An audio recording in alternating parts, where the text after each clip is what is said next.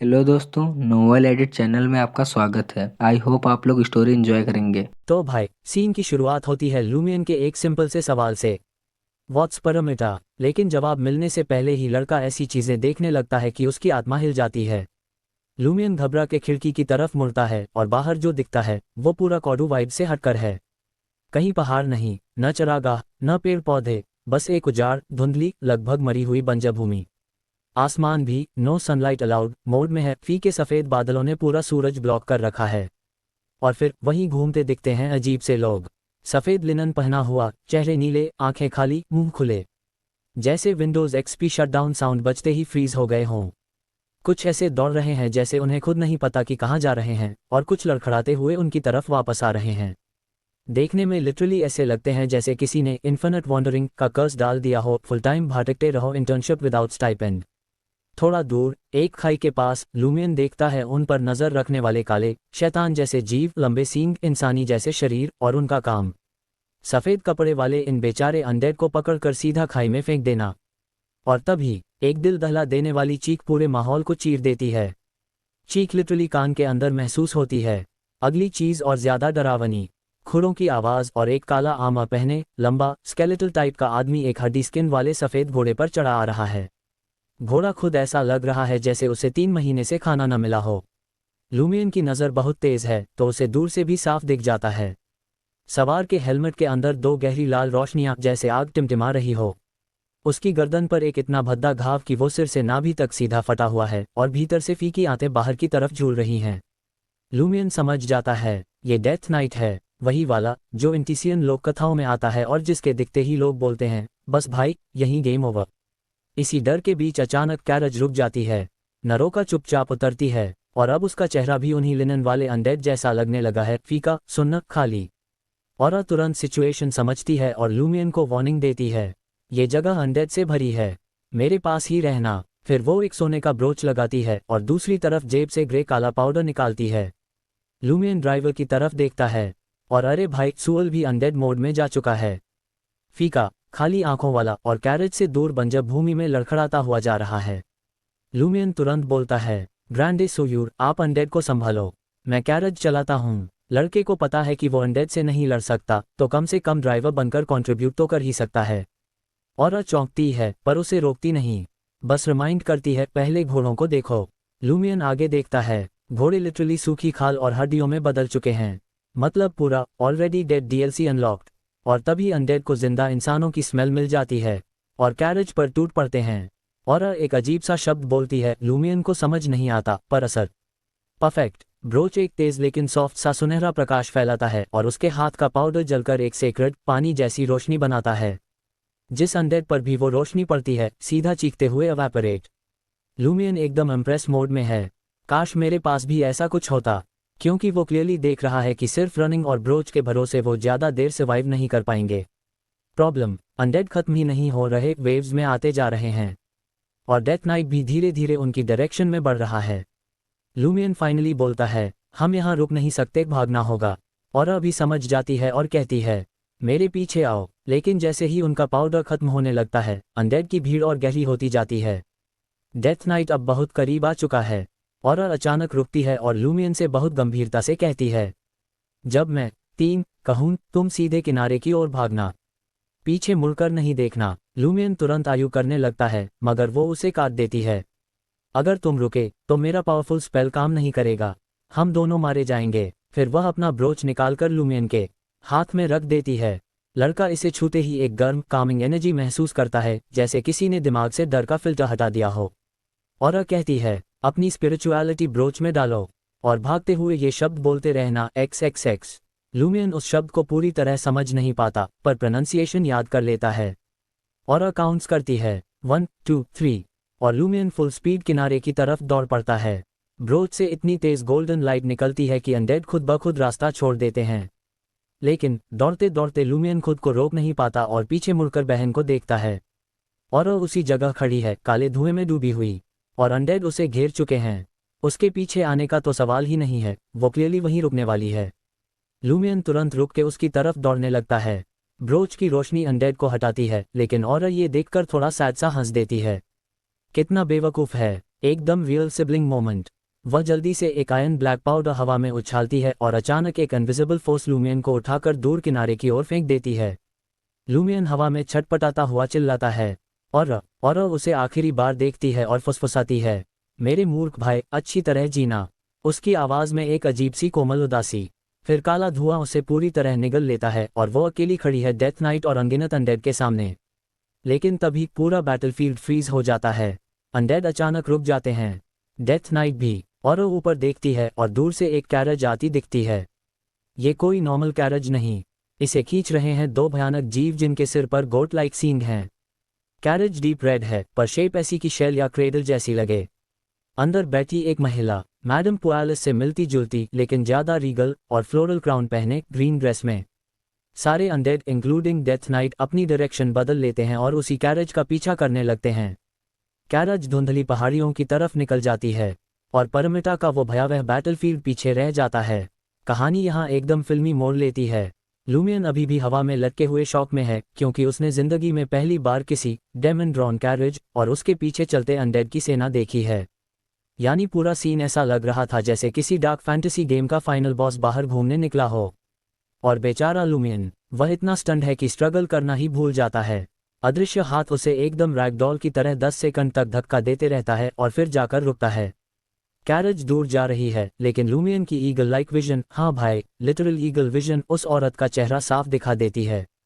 लंबे भूरे बाल ऊपर बंधे, ब्राउन आइज, एचरी ड्रेस और फूलों का लॉरल क्राउन, एक रॉयल ग्रेसफुल वाइब। और उसका पहला रिएक्शन, मैडम पुआलिस। लेकिन फिर ध्यान से देखने पर रियलाइज होता है, नहीं भाई, पुआलिस तो नहीं है, बस थोड़ा बहुत रिजेम्बलेंस है। अगर कंपैरिजन करना पड़े तो ये लेडी मैडम पुआलिस की 7-8 साल बड़ी, ज्यादा परिपक्व और पॉलिश्ड वर्जन जैसी लग रही है। और बंदी कहाँ बैठी है? एक ओपन कैरेज में जिसे लिटरल डेमन खींच रहा है। पीछे अनडेड, डेथ नाइट, पूरा डेथ परेड मूड। और यह सब आराम से विल्डरनेस में गश्त मारते हुए जंगल की तरफ जा रहे हैं। इस पॉइंट पर औरा की नज़र भी हट जाती है। वो लूमियन की तरफ दौड़ते हुए चिल्लाती है, चांस मत गंवाओ, भागो यहाँ से। लूमियन ट्रांस से बाहर आता है और बहन के साथ साथ दौड़ पड़ता है। और फिर ये पार्ट मुझे बहुत सिनेमैटिक लगता है। दोनों को ऐसा लगता है जैसे किसी इल्यूजन कर्टन या पानी की मोटी परत से निकलकर दूसरी दुनिया में आ गए हों। एकदम से बैरन वेस्टलैंड गायब। सामने वही नदी, वही घास, वही पेड़, सब कुछ इतना familiar कि दोनों को तुरंत समझ आ जाता है ये लोग वापस कॉडू विलेज के पास ही आ गए हैं, यानी एवोलिजिया की स्वॉन ग्रेजिंग वाली जगह।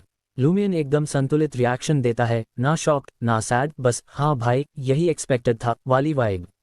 और सांस भरकर कहती है, पुआलिस ने जानबूझकर किया हो या गलती, अब गांव वापस नहीं जा सकते। लूमियन तुरंत कहता है, चलो डरीज चलते हैं। प्लान फिक्स होता है, पहले सबसे नज़दीकी पास्चर की तरफ, फिर वहां से डेंजरस पाथ लेकर नीचे उतरना।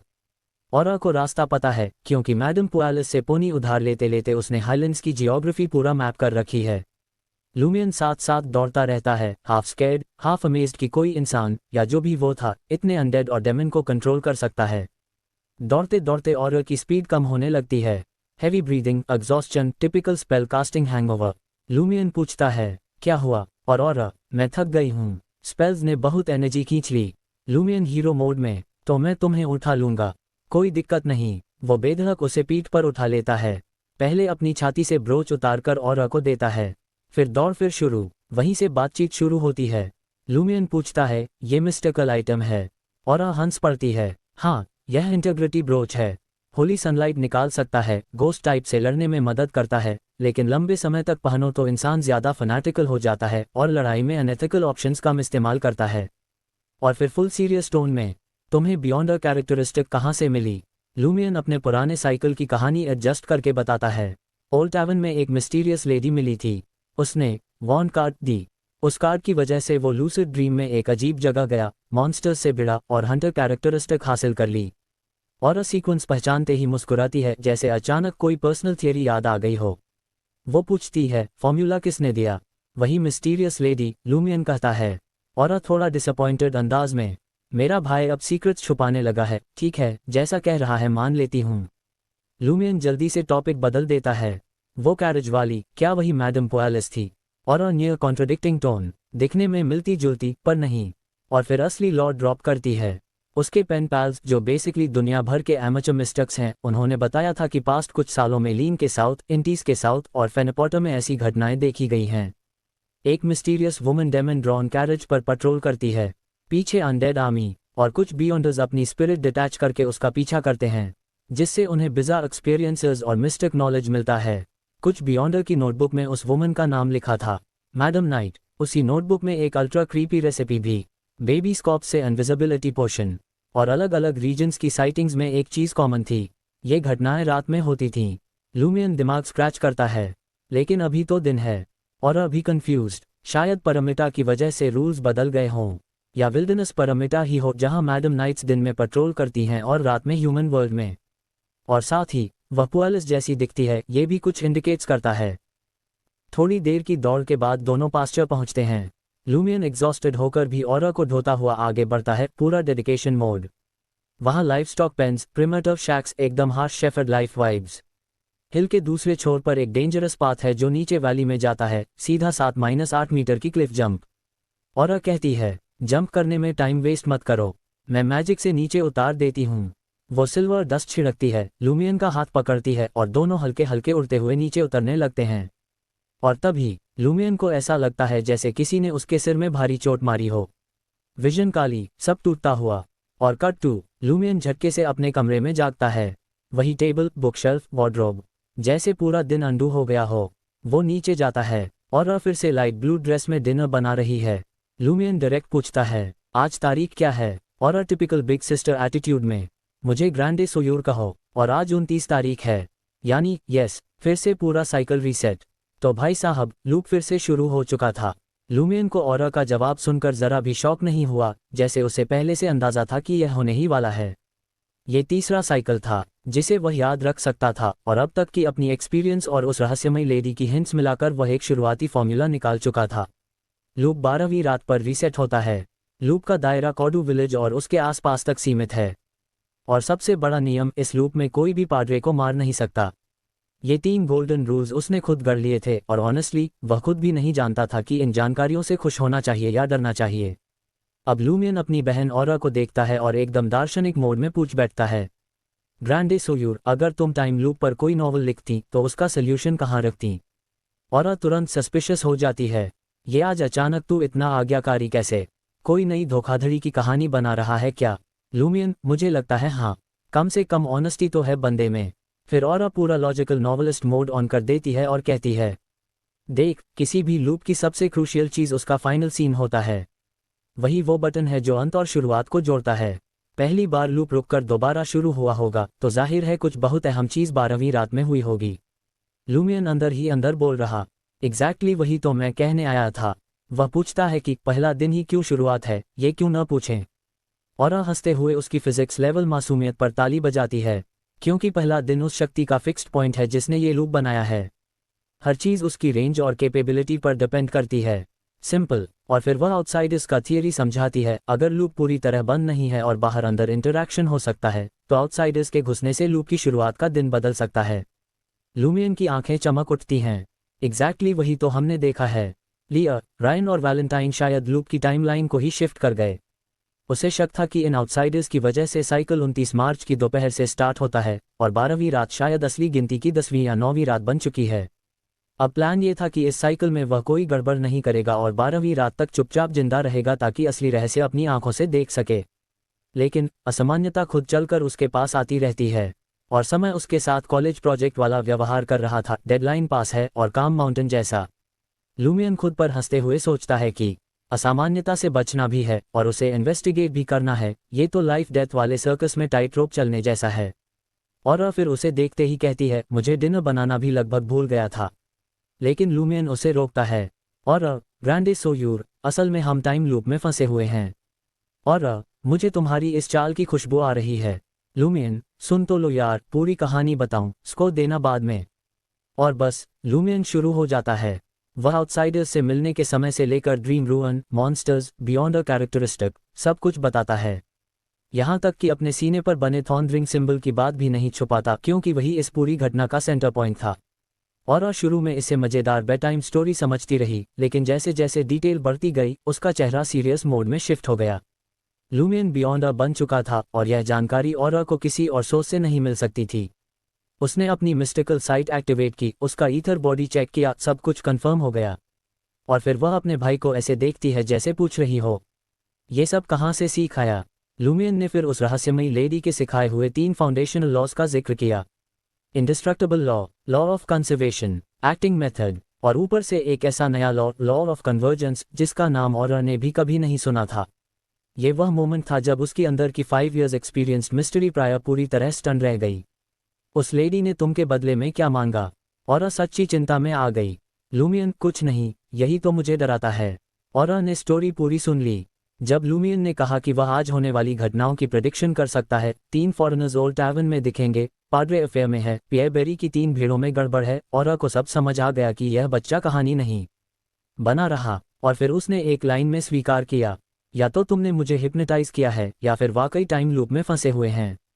लूमियन उसे समझाता है कि उसे गांव में घूमकर इन्फॉर्मेशन कलेक्ट करनी होगी और अभी अपनी मिस्टिकल आइज का इस्तेमाल करेगी, हालांकि वह बहुत रिस्की था।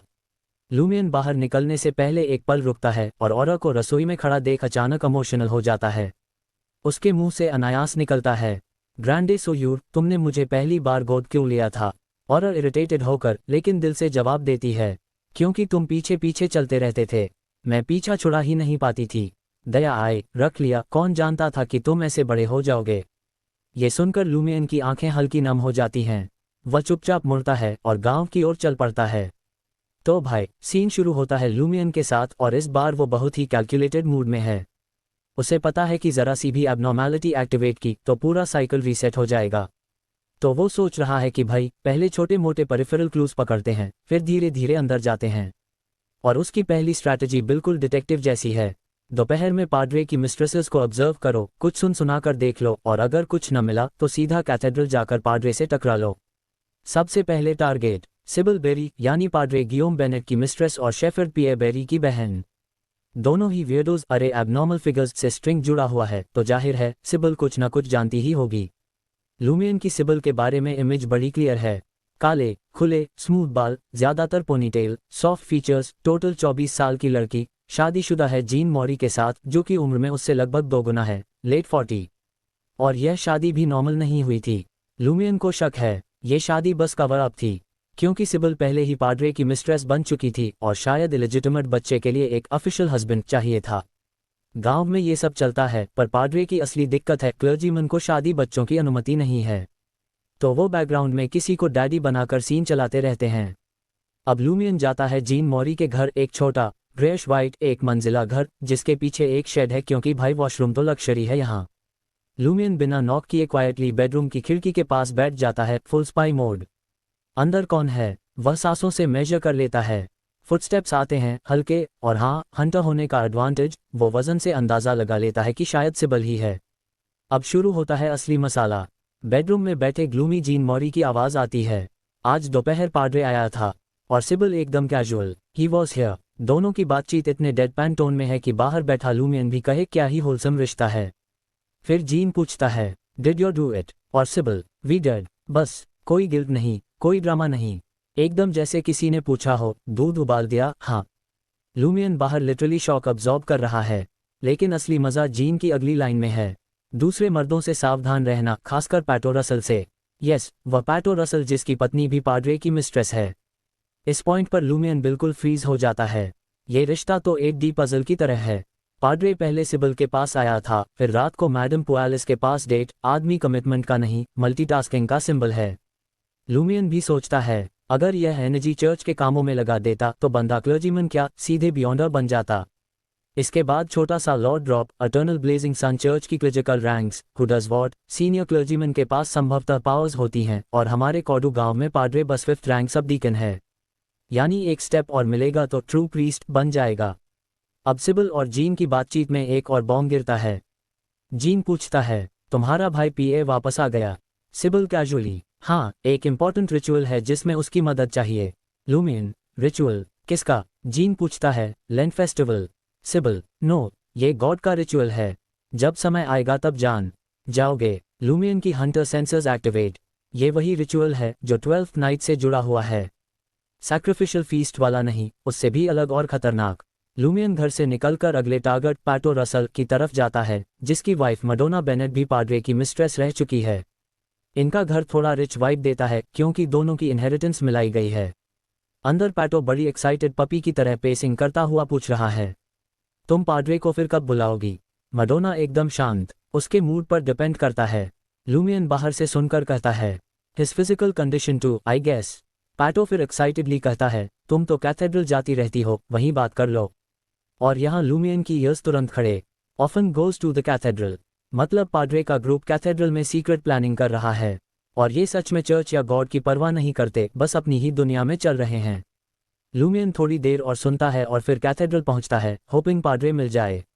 लेकिन पाड्रे गायब। सिर्फ डेप्यूटी पाड्रे मिशेल गैरिग है, डरीच से आया, न्यू ग्रेजुएट, वही लड़का जिसे पिछले साइकिल में पाड्रे ने कन्वीनियंटली बिलीवर्स से दूर रखा था। मिशेल चुपचाप ऑल्टर के पास खड़ा है। लूमियन पास जाता है और फुल एटिकेट में प्रेज द सन। अब यहाँ लूमियन सीक्रेटली मिशेल को टेस्ट कर रहा है। अगर यह हिचके या कोई ऑफ रिएक्शन दे तो समझो पाड्रे के कल्ट ने इसे भी पकड़ लिया है। पर मिशेल तो एकदम इंस्टेंट रिप्लाई देता है, प्रेज द सन। उसकी आंखों में जेन्युइनली खुशी है। Good boy, still innocent. Michel बताता है कि पाड्रे 15 मिनट पहले निकल गया था और 3 फॉरेनर्स आए थे कुछ तलाशने। लूमियन को हर एक चीज सस्पिशियस लग रही है, पर वो कोई गलती नहीं करना चाहता। वो कैजुअली कहता है, कल प्रार्थना करूंगा। मिशेल की आंखों की चमक तुरंत गायब।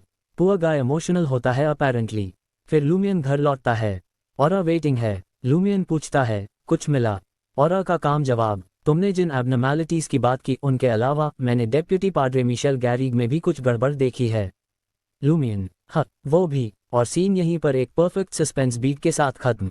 तो दोस्तों, इस हिस्से में कहानी शुरू होती है लूमियन के इस कॉन्फर्मेशन से कि मिशेल गैरिग को गियोम बेनेट और बाकी लोगों ने बेवजह फंसाया नहीं था। मतलब मामला कुछ और ही गड़बड़ है। अब लूमियन की प्लानिंग कुछ ऐसी है कि वह रात को देर में डेप्यूटी पाड्रे से मिलने जाएगा। लेकिन जैसे ही घर लौटता है, उसकी बहन ऑरा एकदम कॉन्फिडेंटली बोल देती है कि उस आदमी में कुछ तो गड़बड़ है। और भाई, ऑरा उस समय इतनी खुश लग रही थी कि जैसे सालों बाद उसे मौका मिला हो अपने भाई पर सुपर IORITY दिखाने का। वो लिटरली मुस्कुरा रही थी बहुत ज्यादा। ऑरा कहती है, मेरा अनजान भाई उसके बिल्कुल सामने खड़ा था और उसे तो समझ ही नहीं आया कि कुछ गलत है। और सच कहें तो उसे लेजिट खुशी भी हो रही है, क्योंकि उसका छोटा भाई जो मिस्टिसिज्म के बारे में कुछ नहीं जानता था, अचानक से एक बियॉन्डर बन चुका है, वो भी हाई लेवल नॉलेज के साथ। तो बहन के अंदर जो नॉलेज क्वीन वाली फीलिंग थी, वो थोड़ी डिस्टर्ब भी हो गई थी। अब आखिरकार उसे अपनी डिग्निटी वापस मिल रही है। लूमियन थोड़ा असहाय सा बोलता है कि मुझे तो कुछ अजीब नहीं लगा। और फिर प्रोफेशनल मोड में बोलती है कि डेप्यूटी पाड्रे का एस्ट्रल प्रोजेक्शन एक नॉर्मल इंसान से ज्यादा चमकीला है, जबकि वो बियॉन्डर भी नहीं है। मतलब कुछ मिसमैच है। लूमियन तो बिल्कुल इनोसेंट अंदाज में पूछता है, एस्ट्रल प्रोजेक्शन क्या होता है? और यहाँ ऑरा लिटरली शॉक हो जाती है। वो ऑलमोस्ट हंसते हुए बोलती है कि अरे, उस मिस्टीरियस महिला ने तुम्हें डिवाइन पाथ से लेकर एक्टिंग मेथड तक सब सिखा दिया, पर बेसिक एस्ट्रल प्रोजेक्शन नहीं बताया। लूमियन बचाव में बोल देता है कि जल्दी में थी, मैं पॉइंट्स ही सिखाए। और ऑरा को ये सुनकर एक ऐसी खुशी मिलती है जैसे किसी ने कहा हो कि परीक्षाएं कैंसिल हो गईं। खैर, अब ऑरा लेक्चर मोड में आ जाती है, और ये लेक्चर काफ़ी ज़रूरी भी है। ऑरा बताती है कि इंसान के शरीर के 4 मिस्टिक लेयर्स होते हैं। एक, सोल बॉडी सबसे अंदर, ये बेसिकली स्पिरिट है। स्पिरिचुअलिटी इसी से जुड़ी है। मिस्ट्री प्रायर जैसे पाथ के पोर्शंस इसी को इम्प्रूव करते हैं। 2, एस्ट्रल प्रोजेक्शन, ये वो लेयर है जो रियल वर्ल्ड और स्पिरिट वर्ल्ड दोनों में दिखाई देती है। इसे देखकर किसी इंसान की करंट इमोशंस भी पढ़ी जा सकती हैं। वो कलर चार्ट भी समझाती है। लाल इक्वल्स एक्साइटमेंट, नारंगी इक्वल्स वार्मथ, पीला इक्वल्स हैप्पीनेस, हरा इक्वल्स बैलेंस, नीला इक्वल्स काम और इंट्रोस्पेक्शन, सफ़ेद इक्वल्स ब्राइटनेस सुधार की चाह, गहरे रंग इक्वल्स वरी सौरो, बैंगनी इक्वल्स स्पिरिचुअलिटी टेकिंग ओवर थोड़ी कोल्ड फीलिंग। इन रंगों को फेक करना ऑलमोस्ट नामुमकिन है। लूमियन ध्यान से सुन रहा था, जैसे नोटबुक निकालकर लिख लेगा। 3, body of heart and mind, यह माइंड और थॉट से जुड़ी लेयर है। स्पेल्स और कुछ पोर्शंस इसी को टारगेट करती हैं। 4, ईथर बॉडी सबसे बाहर, ये फिजिकल स्टेट और लाइफ फोर्स की अभिव्यक्ति है। और एक नज़र में बता सकती है कि कोई कितना स्वस्थ है, इवन अप्रॉक्सिमेट उम्र तक। लूमियन को समझ आ जाता है कि हंटर पोर्शन मुख्यतः फिजिकल इंप्रूवमेंट्स करता है और ईथर बॉडी उसका एक्सटर्नल रिफ्लेक्शन है। अब आता है सबसे मज़ेदार हिस्सा। लूमियन ये जानना चाहता है कि ऑरा ने घर में बैठकर डेप्यूटी पाड्रे को कैसे देख लिया। ऑरा इशारा करती है अपनी आंखों की ओर और कहती है, कि मिस्ट्री प्रायर पाथवे का एक सबसे यूनिक स्किल होता है, eyes of mystery prying. Sequence 9 से ही वो चीज़ें देख सकती है जो बाकी कई पाथवेज के उच्च सीक्वेंस वाले भी नहीं देख पाते। हंटर तो सिर्फ ईथर बॉडी देख पाता है, वह भी बहुत लिमिटेड रूप में, लेकिन ऑरा एस्ट्रल प्रोजेक्शन के माइक्रोस्कोपिक डिटेल्स तक देख सकती है। और फिर वह किचन की ओर देखती है। लूमियन तुरंत डर जाता है, क्योंकि स्पष्ट रूप से वहाँ कुछ नहीं था, पर ऐसा लगा जैसे ऑरा को कुछ दिख रहा है जो लूमियन को नहीं दिखता। ऑरा कामली कहती है कि कुछ चीज़ें देखना अच्छा नहीं होता, क्योंकि फिर वे चीज़ें आपको परेशान भी कर सकती हैं। उसे अपनी विजन को कंट्रोल करना होता है, लेकिन कैथेड्रल वाले वो घर से कैसे देख पाए? इस पर ऑरा प्राउडली कहती है, मैंने हमेशा कहा है कि नॉलेज इक्वल्स पावर। और फिर अपनी ड्रेस की हिडन पॉकेट से 2 चीज़ें निकालती है, एक छोटा सा पीतल का टेलीस्कोप, एक मिनी इंक बॉटल, गहरा रंग, बच्चों के टॉय जैसी दिखने वाली। टेलीस्कोप से वह दूर तक लोगों को देख लेती है, और जब वो लोग उसके देखने की रेंज में आ जाते हैं तब उसकी मिस्टीरियस आईसाइट बाकी लेयर्स डिटेक्ट कर लेती है। लूमियन इस पर जेन्युइनली कंफ्यूज्ड हो जाता है। हम मिस्टिसिज्म की बात कर रहे हैं और तुम टेलीस्कोप लेकर बैठी हो। लेकिन ऑरा बिल्कुल अनअफेक्टेड है, क्योंकि हर लॉजिक इज सॉलिड। नॉलेज जोर tools equal supervision anywhere. Lumion पूछता है, ये इंक बॉटल क्या है? ऑरा उसका ढक्कन खोलती है और लूमियन को तुरंत ठंडक महसूस होती है, जैसे हवा का झोंका आया हो। ऑरा बताती है, ये एक बहुत कमजोर स्पिरिट वर्ल्ड क्रिएचर है जिसका नाम उसने रखा है व्हाइट पेपर। लूमियन इधर उधर देखकर पूछता है, ये कहाँ है? ऑरा हैरान, तुम स्पिरिट विजन एक्टिवेट करना नहीं जानते। और फिर उसे याद आता है कि लूमियन परमिटा जैसी जगह पर अनडेड देख चुका है, तो वो समझाती है कि शायद वहाँ नॉर्मल लोग भी स्पिरिट्स देख पाते हों। फिर ऑरा को शॉक नंबर 2 मिलता है, क्योंकि लूमियन ना एंशिएंट हर्मीज जानता है, ना एल्वश, ना जोटन, ना ड्रैगनीज, कुछ भी नहीं। ऑरा लिटरली फेस पाम कर लेती है, और लूमियन स्ट्रेट फेस में बताता है कि मिस्टीरियस लेडी ने उसे क्या सिखाया था। Law of beyond a characteristics, law of convergence, acting method, divine paths, sequence 0, sealed artifacts. Aurore को जेन्युइनली लगता है कि लूमियन मजाक कर रहा है या पिटाई मांग रहा है। खैर, बहन खुद को शांत करती है और कहती है कि वह खुद उसे सिखाएगी। Spirit vision, ritualistic magic, supernatural languages और बहुत कुछ। लर्निंग कर्व लंबा है, क्योंकि हंटर पाथवे में लर्निंग एबिलिटी सुपर नहीं होती। ऑरा ने ये सब 6 महीने में सीखा था, पागलों की तरह पढ़ाई करके। और इस दौरान वो हवा को ऐसे सहला रही है जैसे कोई इनविजिबल बिल्ली वहां बैठी हो। वही white paper creature. White paper का बस एक काम होता है, ये कंट्रैक्टर की कोई हल्की सुपरनैचुरल एबिलिटी कैरी कर सकता है, बस वह एबिलिटी बहुत कॉम्प्लेक्स या पावरफुल नहीं होनी चाहिए। और यहाँ पर चैप्टर का ये हिस्सा खत्म होता है। एकदम स्मूथ मिस्टिसिज्म क्लास, बहन भाई की क्यूट आर्ग्यूमेंट्स और ऑरा की प्राउड नॉलेज फ्लेक्सिंग के साथ। तो भाई, सीन की शुरुआत होती है लूमियन के उस अदृश्य स्पिरिट वर्ल्ड क्रिएचर को घूरने से, जो दिखता तो नहीं, लेकिन फिर भी वो उसे ऐसे एनालाइज कर रहा होता है जैसे कोई नया गैजेट हाथ लगा हो।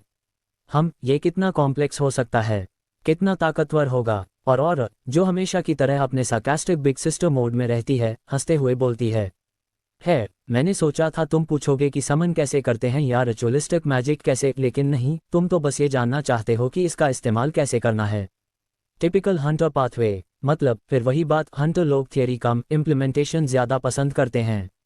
बिना लूमियन का जवाब सुने ऑरा सोच में पड़ जाती है और समझाती है कि यह व्हाइट पेपर जैसा क्रिएचर न ज़्यादा कॉम्प्लेक्स है, न ज़्यादा पावरफुल। सीधी भाषा में, ये बस एक काम कर सकता है और वॉलॉक सीक्वेंस 7 के स्पेल से ज़्यादा ताकत नहीं रखता। लूमियन को ये सुनकर सरप्राइजिंगली अच्छा लगता है, क्योंकि ऑरा हर चीज़ को प्रॉपर्ली क्वांटिफाई करती है, अनलाइक कुछ लोग जो कहते हैं ये चीज़ बस डेंजरस है, बस मान लो। और लूमियन अंदर ही अंदर इमोशनल हो जाता है।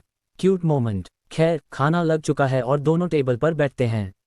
लूमियन कैजुअली पूछता है कि तुम्हारे स्पेल्स में मटेरियल्स चाहिए होते हैं, सही? तुम व्हाइट पेपर के साथ वो कैरी नहीं कर सकती। ऑरा ट्राउट खाती है, चबाती है और फिर टिपिकल ऑरा स्टाइल में पूरा टेक्निकल ब्रेकडाउन देती है, जैसे कोई प्रोफेसर प्रैक्टिकल क्लास ले रहा हो। वॉलॉक का हर स्पेल 3 स्टेप्स में होता है।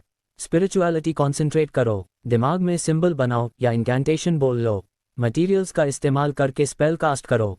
और मटेरियल्स कभी मीडियम होते हैं, कभी एक्चुअल स्पेल का हिस्सा। लूमियन को ये सुनकर थोड़ा एग्जिस्टेंशियल क्राइसिस वाला वाइब आता है, ये मेरे बस का नहीं। वह सोचता है कि इतने कॉम्प्लेक्स स्पेल्स व्हाइट पेपर जैसे सिंगल सेल क्रिएचर के लिए पॉसिबल ही नहीं। और उसे देखती है और साफ साफ बोल देती है, सोचना भी मत, तुम मेरे जैसा कभी नहीं बन सकते। और इसके पीछे प्रॉपर लॉजिक देती है, तुम्हारी स्पिरिचुअलिटी कम है, वॉलॉक स्टाइल मटेरियल बेस्ड कास्टिंग तुम्हारे पाथवे में आती ही नहीं। हाँ, कुछ रेयर पाथवेज एक्सेप्शंस हो सकते हैं, लेकिन फिर ऑरा एक बॉम्ब ड्रॉप करती है। जब तुम हंटर सीक्वेंस 7 पर पहुंचोगे यानी पायरोमैनियाक बनोगे, तब तुम कई फायर बेस्ड स्पेल्स बिना मटीरियल्स, सिंबल्स या इंकैंटेशंस के सीधे कास्ट कर सकते हो। लूमियन अंदर ही अंदर खुश हो जाता है, क्योंकि अब उसे लगता है कि फ्यूचर में वो लिटरली आग उगलने वाला बैडास बन सकता है। लेकिन फिर प्रैक्टिकल दुनिया याद आती है। पायरोमैनियाक से रिलेटेड मॉन्स्टर्स, नोप, वो क्रीचर्स लॉन्ग रेंज अटैक्स करते हैं। लूमियन की सिग्नेचर ट्रिक्स वहां बेकार हो जाएंगी। तो हाँ, डर तो वाजिब है। उसकी क्यूरियोसिटी फिर भी रुकती नहीं। वह पूछता है, क्या व्हाइट पेपर पायरोमैनियाक के वन मूवमेंट स्पेल्स हैंडल कर सकता है? और कहती है, थियोरेटिकली हाँ, लेकिन उसे लिमिट नहीं पता। लूमियन का दिमाग फिर योजनाएं बनाने लगता है। वह कहता है, अगर ये पॉसिबल है तो मैं व्हाइट पेपर्स का पूरा ग्रुप समन कर सकता हूँ, हर एक को एक फायरबॉल पकड़ा सकता हूँ और फिर वो सब एक साथ हमला करें। Basically mini missile swarm. Funnels जैसा नहीं है। और सीधा उसकी फैंटेसी फाड़ देती है। नोप, तुम एक ही व्हाइट पेपर से कंट्रैक्ट कर सकते हो। अगली बार समन करोगे वही वापस आएगा। लूमियन इमीडिएटली लूपहोल ढूंढता है। ठीक है, तो क्या मैं पहले समन कर लूँ, कंट्रैक्ट न करूँ, फिर दूसरा समन करूँ?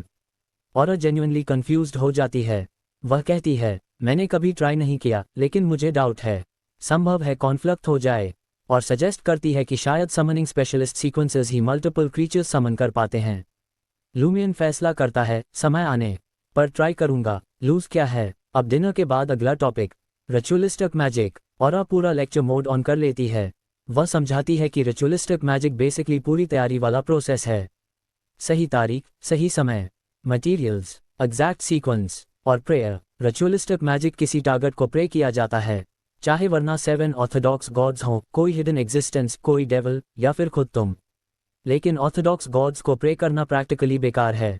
रिस्पॉन्स मिलना रेयर है और मिल जाए तो भी समझ लो खतरा ही है, क्योंकि कोई महान अस्तित्व तुम पर ध्यान दे रहा है। हिडन बीइंग्स को प्रे करना स्ट्रेट अप डेथ विश है। 99% लोग वहीं खत्म। वाइल्ड बियॉन्डर्स इसलिए मोस्टली खुद को ही प्रे करते हैं ताकि अपनी स्पिरिचुअलिटी मोबिलाइज करके टास्क कर सकें, जैसे चार्म्स, बियॉन्डर वेपन्स, मिस्टिकल मेडिसिन्स और हाँ, स्पिरिट वर्ल्ड क्रीचर्स को समन करना। फिर मटीरियल्स की बात आती है। अगर किसी गॉड को प्रे करना है तो उसकी डोमेन से रिलेटेड हर्ब्स, ऑयल्स, पाउडर्स, जैसे एटर्नल ब्लेजिंग सन के लिए सन essential oil, rosemary powder, sunflowers वगैरह। खुद को प्रे करने वालों के लिए डोमेन बेस्ड चीज़ें हेल्पफुल हैं, लेकिन लूमियन जैसे हंटर्स के लिए एक कप एब्सिंथ भी चल जाता है। तीसरा स्टेप, ऑल्टर सेट करना। वातावरण साफ सुथरा होना चाहिए। और सबसे जरूरी, कैंडल्स। और चाकू कांटा उठाकर डेमो देती है। अगर गॉड को प्रे करना है तो कैंडल्स उसकी डोमेन के सिंबॉलिक मटेरियल से बननी चाहिए। एटर्नल ब्लेजिंग सन के कई ऑनरिफिक टाइटल्स हैं, inextinguishable light, embodiment of order, god of deeds वगैरह। फादर ऑफ ऑल लाइफ भी है, लेकिन वो चर्च वाला फॉर्मल टाइटल है, मिस्टिसिज्म वाला नहीं। कैंडल्स की संख्या का सिंबलिज्म भी डीप है। 0 इक्वल्स केओस और origin, 1 equals creator, 2 equals divinities, 3 equals everything. ऊपर की 2 डेटी, नीचे वाली खुद। अगर डेटी से जुड़ी कोई वास्तविक चीज है तो कैंडल्स की जगह उसे रखकर ड्यूलिस्टिक रिचुअल किया जा सकता है। और खुद को प्रे करते समय सिर्फ अपनी कैंडल रखनी होती है। लूमियन चुपचाप अब्जॉर्ब करता रहता है, क्योंकि एज अ वाइल्ड हंटर उसके पास किसी डेटी का ऑनरिफिक नेम है नहीं और न उनके संबंधित ऑब्जेक्ट्स। सो वो मोस्टली खुद को प्रे ही कर सकता है। फिर और फाइनली कहती है कि अब शिल एक्सप्लेन समनिंग प्रोसेस के आगे के स्टेप्स। दोनों टेबल साफ कर लेते हैं और लेक्चर जारी रहता है। तो भाई, सीन शुरू होता है ऑरा के साथ, जो एकदम कैजुअली, हल्की सी मुस्कान के साथ उस सफ़ेद लेकिन थोड़ा सा दागदार टेबल क्लॉथ को देख रही होती है। और फिर वह लूमियन को देखकर कहती है, अगर तुम रिचुअलिस्टिक मैजिक में टारगेट हो तो टेबल क्लॉथ साफ हो या गंदी कोई फर्क नहीं, लेकिन अगर डेटी या किसी हिडन एग्जिस्टेंस को प्रेयर करनी है तब साफ सुथरा चाहिए, वरना भगवान भी बोलेगा कि पहले मेज धोकर आओ। लूमियन, जैसा उसका स्वभाव है, तुरंत तंज मार देता है, अगर मैं बस तुमसे ही प्रार्थना कर रहा हूं तो कोई दिक्कत नहीं है ना। और एकदम शांत हंस देती है। Pure big sister energy. वह समझाती है कि हाँ, वातावरण और सेटअप अलग चीज़ है, लेकिन रिचुअल्स का प्रोसेस और इनकैंटेशंस वो पूरी तरह मिस्टिसिज्म के नियमों के हिसाब से ही चलेंगे। कुल मिलाकर आलस नहीं चलेगा। और तभी पॉकेट में हाथ डालकर वह एक ऑरेंज कैंडल निकाल लेती है। और लूमियन की तरफ देखो तो उसका एक्सप्रेशन ऐसा कि और कितनी चीज़ें निकलेंगी तुम्हारी पॉकेट से। और फ्लो में कैंडल को ऑल्टर वाली जगह पर घुमाती है और कैजुअली बोल देती है कि डेटी वाली कैंडल्स कहाँ रखनी होती हैं, लेकिन अभी खाली रहने दो। फिर वह कैंडल को अपने हिस्से वाली जगह पर रख देती है और एकदम ऑफिशियल टोन में कहती है, याद रखना, यह मेरी कैंडल की जगह है। Boss move. और जैसे रिचुअल्स का पूरा सामान समन करने का उसका कोई चीट कोड हो, वह रसोई से पानी, मोटा नमक और एक स्टील बोल ले आती है। अब यहाँ वह लूमियन को एक्चुअल मिस्टिसिज्म बेसिक्स समझाना शुरू करती है। रिचुअल एनवायरनमेंट साफ बनाना पड़ता है, स्पिरिचुअली साफ। इसके लिए तुम्हें खुद स्पिरिचुअली एक्टिव होना पड़ेगा। कॉजिटेशन में जाना, माइंड को फोकस करना और सप्लीमेंट्री आइटम्स के जरिए वेदी के चारों ओर एक स्पिरिचुअल वॉल बनाना। और यहाँ एक छोटा सा कॉमेंट्री पॉइंट, लूमियन इस पूरे लेक्चर में ऐसा बैठा है जैसे किसी ने उसे अचानक फिजिक्स का चैप्टर पढ़ाना शुरू कर दिया हो। और अब बताती है कि मिस्ट्री प्रायर्स और सीयर्स के लिए ये सब आसान होता है, लेकिन हंटर्स को पहले कुछ टूल्स की मदद लेनी पड़ती है। धूप, क्रिस्टल बॉल वगैरह वगैरह, माइंड स्टेबलाइज करने के लिए। और फिर कैजुअली एक बॉम्ब ड्रॉप। जो मेडिटेशन मैंने तुम्हें सिखाई थी वह अधूरी थी। लूमियन अंदर से, तो ड्रीम में वो सिंबल्स कैसे एक्टिवेट हो रहे हैं? उसके कुछ बोलने से पहले ऑरा एक सिल्वर डैगर निकाल लेती है। और लूमियन का शॉक लेवल अचानक 100 पर। इतनी सारी चीजें कहाँ से लाती हो तुम?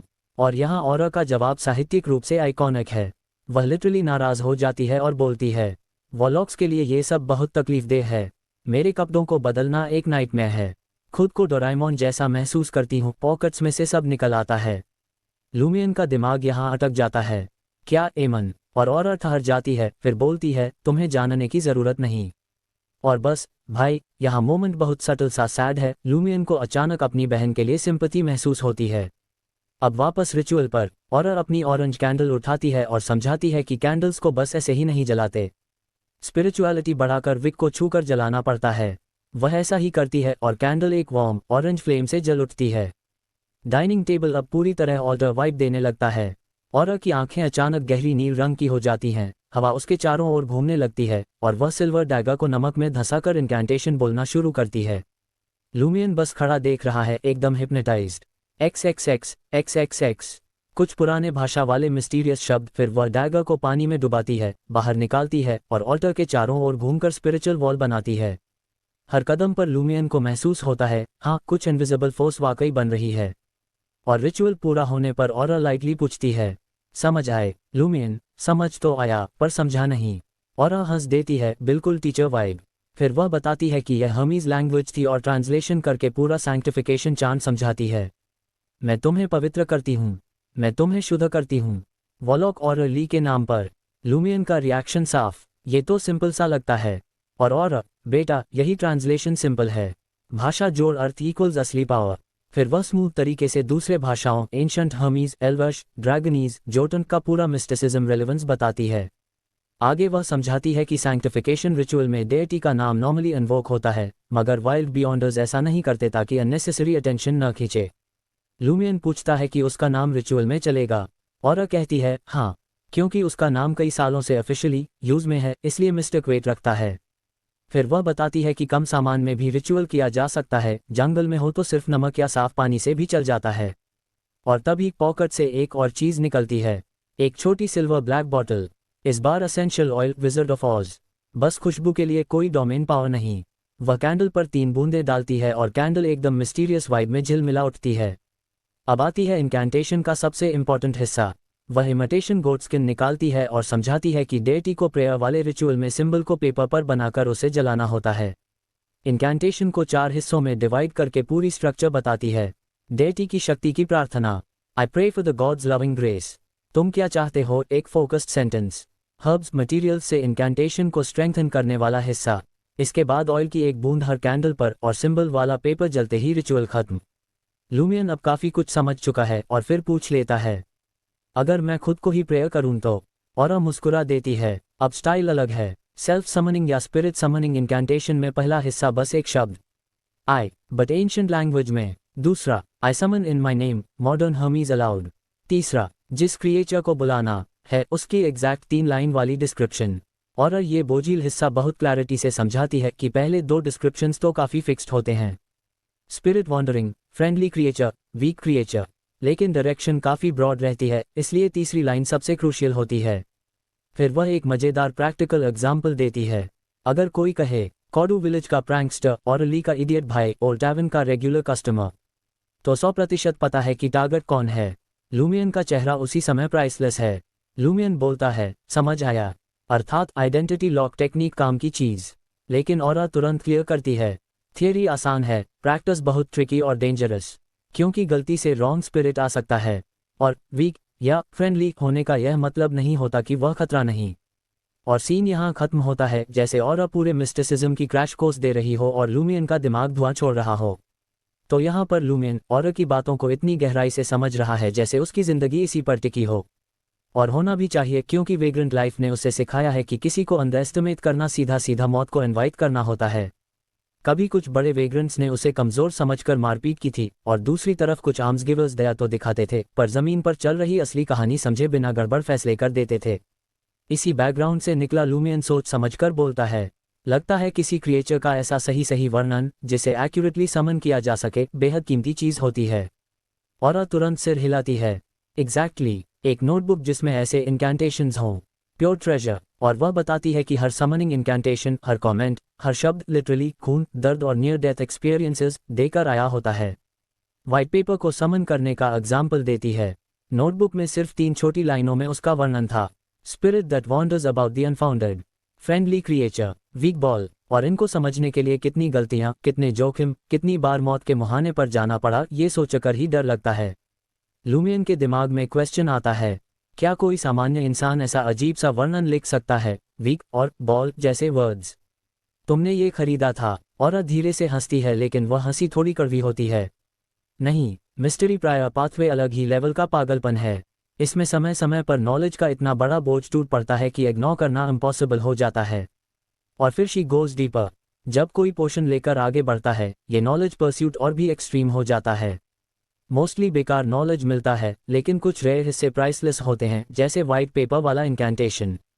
लूमियन तुरंत समझ जाता है, हिडन सेज की इंडोक्ट्रिनेशन। और शॉक्ड, वेट, तुम ये जानते हो? लूमियन कैजुअली, उस लेडी ने बताया। अब और अपने एक्सपीरियंस एक्सप्लेन करती है। उसकी ईयर रिंगिंग में लिटरली कोई आवाज़ होती है, नॉलेज उसका दिमाग फाड़कर अंदर घुसता है। सिर ऐसा लगता है जैसे अभी एक्सप्लोड होने वाला है। कभी कभी तो उसे हेलुसिनेशन होता है कि दुनिया का सारा नॉलेज जिंदा हो गया है और उसका एक टुकड़ा उसकी तरफ भागते हुए आ रहा है, उसे चीरकर दिमाग में घुसने के लिए। और यही तरीका था जिससे व्हाइट पेपर वाला इनकैंटेशन उसके दिमाग में ज़बरदस्ती इंजेक्ट हुआ। वह बताती है, पोर्शन के वक्त 99% नॉलेज हिडन सेज से आता है, 1% दुनिया के रिवाइव्ड नॉलेज से। लूमियन जेन्युइनली डर जाता है। अब उसे समझ आता है कि यह रास्ता जितना कूल दिखता है उतना ही टेरिफाइंग है। और कड़वाहट से मुस्कुराती है, यही कारण है कि मैं नहीं चाहती कि तुम बियॉन्ड अ बनो, लेकिन हमारी सिचुएशन देखते हुए शायद ऑर्डिनरी इंसान रहना और भी ज़्यादा खतरनाक है। और यहाँ वह अपने दिमाग की ओर इशारा करके वह सच बताती है जिसे वह रेयरली बोलती है। बहुत ज़्यादा नॉलेज परस्यूट, बहुत ज़्यादा आइसोलेशन, बहुत ज़्यादा दर्द।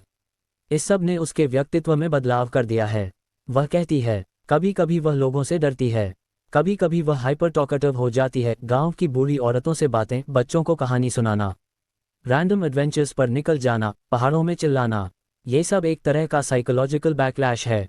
ट्रांसेंडेंस का रास्ता भी अंदर ही अंदर इंसान को दबाता है। और फिर वह बात कहती है जिस पर वह खुद हंस देती है, कभी कभार जो पागलपन आता है, तुम यह नहीं सोचते कि यह सिर्फ एग्जैजरेशन है ना? लूमियन चुप पड़ जाता है। उसे अपनी बहन की आंखों में वह चीज़ दिखती है जो किसी टफ कैरेक्टर की सबसे पेनफुल वल्नरेबिलिटी होती है। सेल्फ मॉकरी जोड़, हेल्पलेसनेस जोड़, वो दर्द जो सिर्फ वही महसूस कर सकती है। औरत धीरे से कहती है, उन मोमेंट में मैं खुद को पहचान भी नहीं पाती। लूमियन अंदर से टूटता है, कोई ना कोई तरीका तो होगा। और एक आधी मुस्कान देती है, उम्मीद है। खैर, चलो आगे बढ़ते हैं। अब वह समनिंग के एक्चुअल मैकेनिक्स की तरफ ले जाती है। अगर किसी स्पिरिट वर्ल्ड क्रिएचर के साथ कॉन्ट्रैक्ट बन जाए तो बाद में उसे समन करना आसान होता है। और कॉन्ट्रैक्ट वाला समनिंग इतना प्रिसाइज होता है कि कोई और उसे समन नहीं कर सकता। लूमियन पूछता है, क्या हर किसी के पास सिर्फ एक कॉन्ट्रैक्टेड क्रिएचर हो सकता है?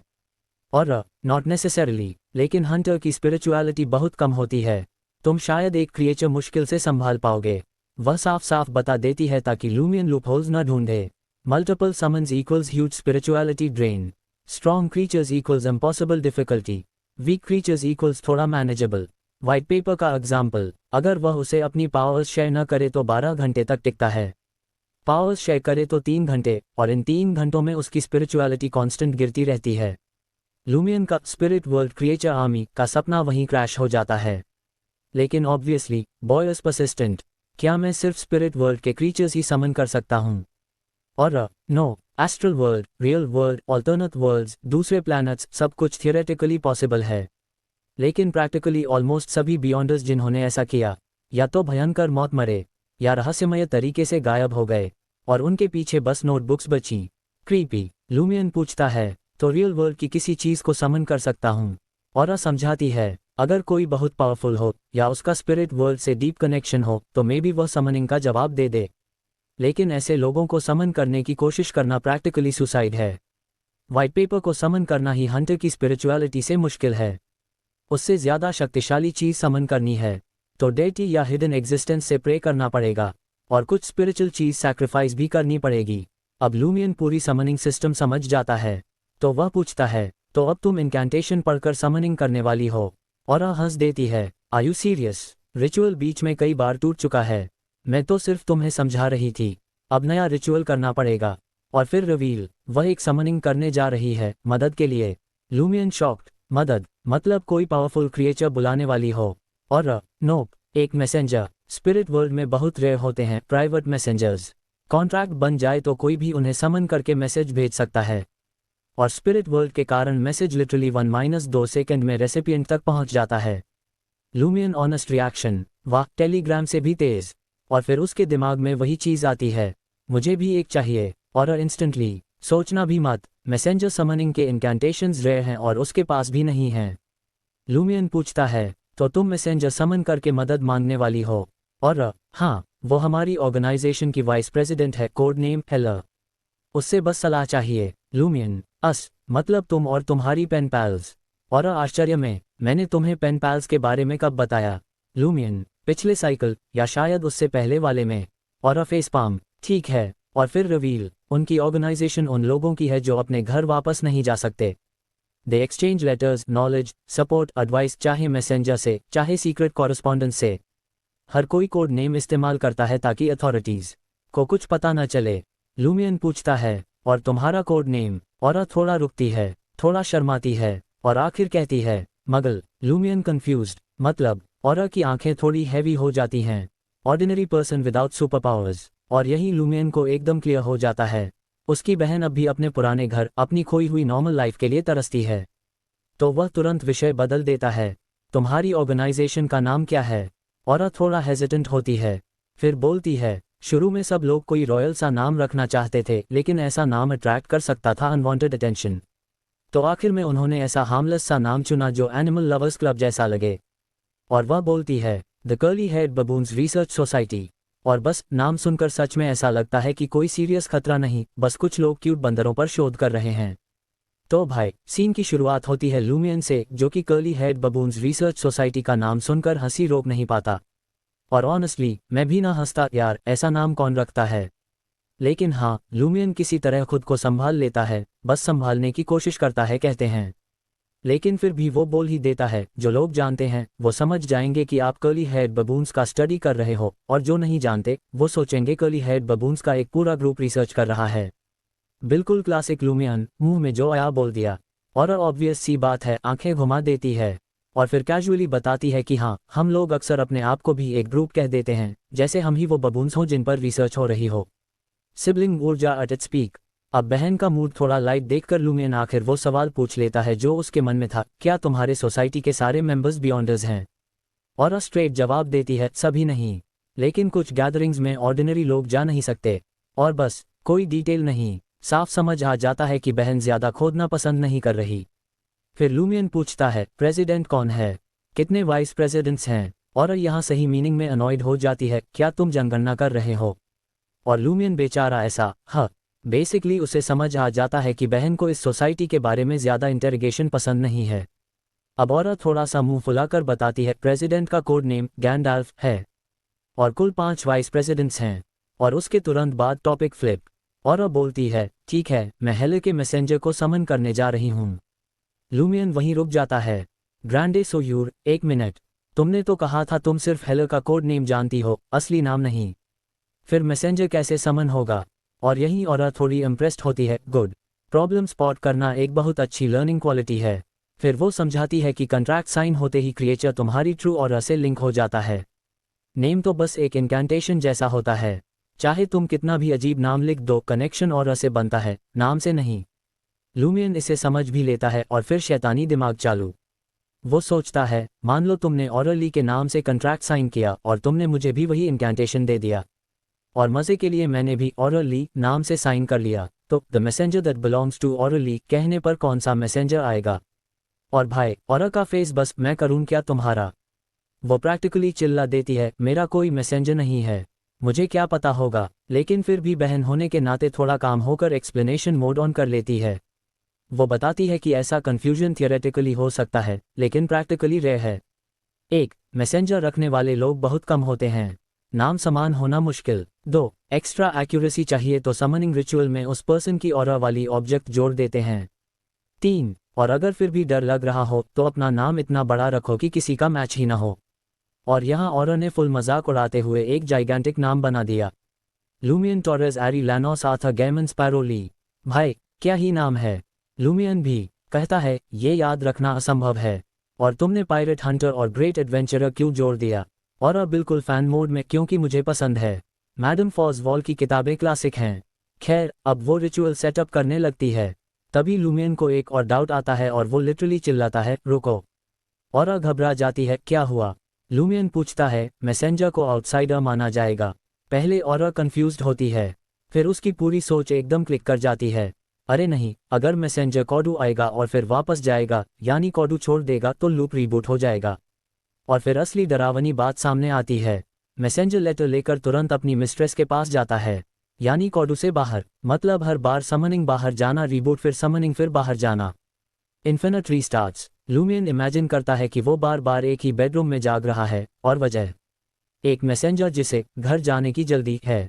और लिटरली अपना सिर पकड़ लेती है, मैं सोच भी नहीं सकती कि तब क्या होगा। फिर वह एनालाइज करती है कि लिविंग बीइंग्स के कॉडू छोड़ने से रीबूट होता है, लेकिन ऑब्जेक्ट्स रीबूट ट्रिगर नहीं करते। टेलीग्राम और लेटर का एग्जाम्पल देती है, और इसी से लूमियन को समझ आता है कि लीवरा ब्लू अपनी कटआउट स्टेट में क्यों फंसा रहा, क्योंकि उसके मिसिंग नोट्स कॉडू से बाहर चले गए थे और वापस आ नहीं सकते थे। लेकिन एक सवाल और, वो लेटर भेजा कैसे गया? लूप में तो मैसेंजर इम्पॉसिबल है। और इस बार हंस देती है, लेटर भेजने के लिए पोस्टमैन या मैसेंजर की ज़रूरत थोड़ी होती है। एक वुडन बॉक्स लो, लेटर डालो, सील करो और नदी में फेंक दो। पानी उसे खुद बहाकर दूसरे गांव पहुंच देगा। और लूमियन, ओ राइट। फिर मछलियों का सवाल आता है, क्या मछलियां रीबूट करवाएंगी? और कहती है, अनलाइकली, क्योंकि ऐसी creatures instinctively restricted zone avoid कर देती हैं। फिर बात आती है ऑरा के फैमिलियर वाइट पेपर की। लूमियन को लगता है कि वह 12 घंटे बाद बाहर जाएगा और रीबूट कर देगा, लेकिन ऑरा बताती है कि लूप सिर्फ कॉडू नहीं, स्पिरिट वर्ल्ड के उस हिस्से को भी इंक्लूड करता है जो उनसे जुड़ा है, इसलिए वाइट पेपर रीबूट नहीं ट्रिगर करेगा। लूमियन समझता है और फाइनली वो आगे सवाल नहीं करता। अब ऑरा एक्चुअल टीचिंग मोड में जाती है। वो रिचुअलिस्टिक मैजिक दोबारा दिखाती है, स्पिरिचुअलिटी की दीवार हटाती है और फिर कहती है, अब अंधेरा हो गया है, मैं तुम्हें ट्रू कॉजिटेशन और स्पिरिट विजन एक्टिवेट करना सिखाऊंगी। Lumian excited, okay. ऑरा समझाती है कि सन इमेजिन करके शांति में जाना है, माइंड खाली करना है और एक नॉन एग्जिस्टेंट चीज़ का आउटलाइन बनाकर सन की जगह यूज़ करना है। लूमियन कंफ्यूज्ड, नॉन एग्जिस्टेंट चीज़? तो ऑरा लिटरली एक रैंडम, एब्स्ट्रैक्ट, क्रीपी क्यूट सा ड्राइंग बना देती है, एक गेंद जैसी शेप, आंखें और क्रॉस वाला फेस। कुछ ऐसा जिसे देखकर आप भी सोचें, यह क्या है भाई? लेकिन पॉइंट यह है कि इमेजिनेशन रियल वर्ल्ड नहीं होती, इसलिए उसका इस्तेमाल किया जा सकता है। लूमियन फाइनली मेडिटेशन करता है, पहले क्रिम्सन सन, फिर स्लोली वह एब्स्ट्रैक्ट गेंद हुआ, और धीरे धीरे उसे शांति महसूस होती है। ग्रे फॉग दिखने लगती है, कलर्ड ब्लॉक्स और ऊपर एक साफ चमक। और कैजुअली बोलती है, कोई जल्दी नहीं है, हंटर पहली बार में सफल नहीं होते। और तभी लूमियन बोलने ही वाला था कि वो सफल हो गया है कि अचानक उसे महसूस होता है कि ग्रे फॉग की गहराई से कोई उसे घूर रहा है, एक ठंडी डरावनी नज़र, जैसे कोई अनजान अस्तित्व। और उसी डर में लूमियन तुरंत कॉजिटेशन से बाहर आ जाता है, पूरी तरह पसीने से भीगा हुआ। तो इस हिस्से में ऑरा असल में लूमियन को समझाना चाहती थी कि देखो भाई, नॉन स्पेल कास्टिंग सीक्वेंसेस के लिए कॉजिटेशन कोई ऐसी चीज़ नहीं है जो एक कोशिश में हो जाए। आम लोगों को तो 5-6 दिन लग जाते हैं, कई बार आधा महीना भी। लेकिन जैसे ही वह ये बोलने ही वाली थी, वह देखती है कि लूमियन की आंखें खुली हैं, माथा पसीने से भीगा है और चेहरा ऐसा जैसे अभी किसी हॉरर मूवी से बाहर आया हो। ऑरा तुरंत घबरा जाती है, क्या हुआ? लूमियन 2-3 गहरी सांसें लेता है और जितना वह सोचने लगता है उतना ही डर बढ़ता जाता है। वह कहता है, मैं कॉजिटेशन में सफल हो गया। लेकिन मेरा मन लिटरली तैरने लगा। मेरे चारों तरफ अजीब रंग जैसे कोई कॉस्मिक रेनबो, और फिर वो अजीब सी हल्की ग्रे धुंध, और ऊपर एकदम प्योर इंटेंस रोशनी की किरणें। और यहाँ वह पॉज लेता है क्योंकि खुद उसे समझ नहीं आया कि वह ऊपर था या दूर, जैसे दोनों एक साथ। और इसे सुनकर पूरी स्कॉलरली मोड में चली जाती है। बिल्कुल सही, कॉजिटेशन सफल हुई है। तुम जो देख रहे थे वही स्पिरिट वर्ल्ड है। वहाँ हमारी दुनिया के रूल्स वैसे काम नहीं करते। चीज़ें घुली मिली होती हैं, कॉन्सेप्ट्स मर्ज हो जाते हैं। फिर वह बड़ा नॉलेज बॉम्ब गिराती है। वो 7 रोशनी एक्चुअली 7 लाइट्स हैं, नियर डेटी लेवल की एंटिटीज़। काफ़ी एंशिएंट टेक्स्ट्स में उनके बारे में लिखा गया है। ये हिडन एंटिटीज़ में कंपैरेटिवली फ्रेंडली मानी जाती हैं। अगर उनके ऑनरिफिक नेम्स पता हों तो उनसे प्रार्थना भी की जा सकती है। अनफॉर्चुनेटली मुझे उनके नाम नहीं पता। और फिर कैजुअली आगे बढ़ जाती है। जो भी तुमने वेग चीज़ें देखी वो स्पिरिट वर्ल्ड के बीइंग्स ही हैं। बस तुम्हें हंटर होने के कारण क्लैरिटी कम मिली। तुम्हारी स्पिरिचुअलिटी अभी लो है, इसलिए स्पिरिट विजन आगे चलकर एक्टिवेट करना मुश्किल होगा। और हर सेकंड उस पर नज़र भी रख रही होती है कि कहीं लूमियन बेहोश ना हो जाए। उधर लूमियन धीरे धीरे नॉर्मल हो रहा है, पर और अब मजाकिया सीरियसनेस में पूछती है, तुम इससे डर क्यों गए? बोल्ड लूमियन कहलाते हो, है ना? टाइम लूप देख चुके हो, लोगों को भेड़ बनते हुए देख चुके हो, मर्दों को बच्चे देते देखा है, मैडम नाइट की पेट्रोल तक। अब सिंपल स्पिरिट वर्ल्ड चीज़ों से डर रहे हो। और यहाँ लूमियन के अंदर का PTSD एक्टिवेट हो जाता है। मैडम को एलिस का नाम सुनकर सीधा नस फड़क जाती है। वह गहरी सांस लेकर कहता है, मैंने स्पिरिट वर्ल्ड के बहुत ऊपर, बहुत दूर कुछ महसूस किया। कोई मुझे देख रहा था। सिर्फ उसकी नज़र से डर लगने लगा। मैं खुद ब खुद कॉजिटेशन से बाहर आ गया। अब ये बात सुनकर और जेन्युइनली सीरियस हो जाती है। मुझे लगता है ये तुम्हारी छाती पर बने 2 अजीब सिंबल से जुड़ा है। ये शायद किसी हिडन एंटिटी का निशान है, या फिर कॉडू के लूप के सोर्स का, या शायद उस स्पेशल एबिलिटी का जिसे लेकर तुम लूप और ड्रीम में खुद को याद रख पाते हो। हंटर होते हुए एक ही बार में परफेक्ट कॉजिटेशन कर लेना ये नॉर्मल नहीं है। सिंबल्स डेफिनेटली हेल्प कर रहे हैं। लूमियन सहमत होता है, लेकिन साइमल्टेनियसली डिप्रेस्ड भी। तो बेसिकली मैं कॉजिटेट कर ही नहीं सकता, क्योंकि हर बार वो मुझे देख लेगा और बाहर फेंक देगा। और लगातार निगरानी में रहना यह एक बहुत बैड फीलिंग है। और हंस देती है। तुम्हें लगता है अभी कोई तुम्हें नहीं देख रहा। फर्क बस इतना है कि कॉजिटेशन में तुम इसे महसूस कर लेते हो। इससे बचा नहीं जा सकता। तो बेहतर है बार बार ट्राई करो ताकि रेजिस्टेंस बढ़े। फ्यूचर में काम आएगा। वह प्रैक्टिकल सोल्यूशन देती है। हंटर्स को गहरी कॉजिटेशन की वैसे भी ज़रूरत नहीं होती, कम से कम सीक्वेंस 7 पायरोमैनियाक से पहले। जब स्पिरिचुअलिटी बढ़ेगी तब फिर से कोशिश करना।